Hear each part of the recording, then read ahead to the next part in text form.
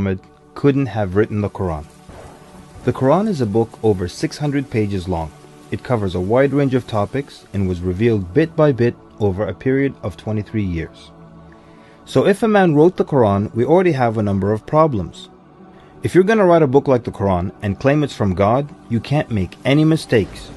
The book can't contradict itself, and you have to keep it consistent as you add to it over a period of 23 years and keep the message consistent. The grammar and style also have to remain the same. If the Qur'an is not from God, Muhammad would have to write it himself. That means in the middle of the Arabian desert, with no books around and being illiterate, he would have to know law, civil rights law, criminal law, family law, labor law, military law, personal injury law, real estate law, and tax law. He would have to know history. With little to no Christian presence in Mecca, he would have to know the stories and events in the lives of the prophets before him, the history of past nations, Judeo-Christian religious rulings, and he would have to know it well enough to somehow offer additional information and details not found in those books. He would have to know how to develop a nation, how to start a government, know about worship and purification, invent dietary laws, know psychology, about raising children, arbitration, distribution of wealth, finance, and business. In the area of science, he would have to know embryology, oceanography, about plate tectonics, cloud formation, UV rays, know about plants, mountains, bees, the human brain, the Big Bang, and the expansion of the universe. And in order to make the book complete, he would have to have knowledge of the future so he can write things that will happen in the years to come. He would have to be a time traveler in order to insert his name and mention in the Bible. If he's claiming that the book he wrote is from God, it must not have a single solution that doesn't work. He must also keep his emotions and personal life out of the book. The book should not reflect happy times nor sad times in his life.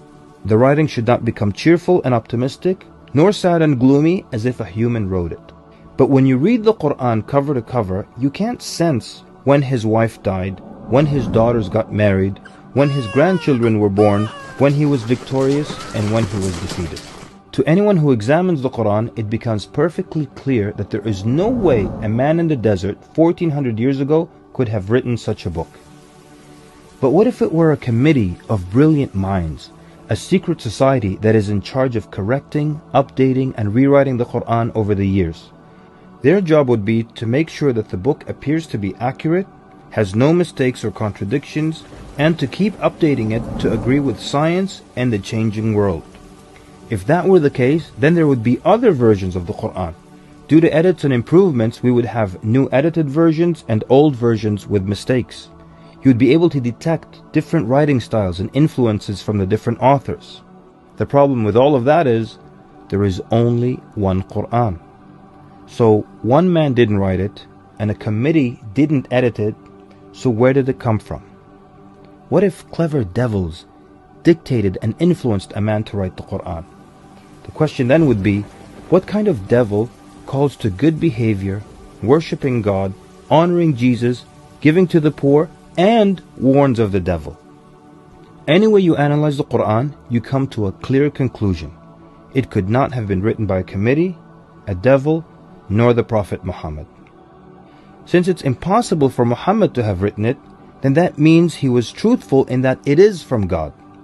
If it is from God, that means he was a genuine prophet. And if he's a genuine prophet, then his message should be heeded and obeyed.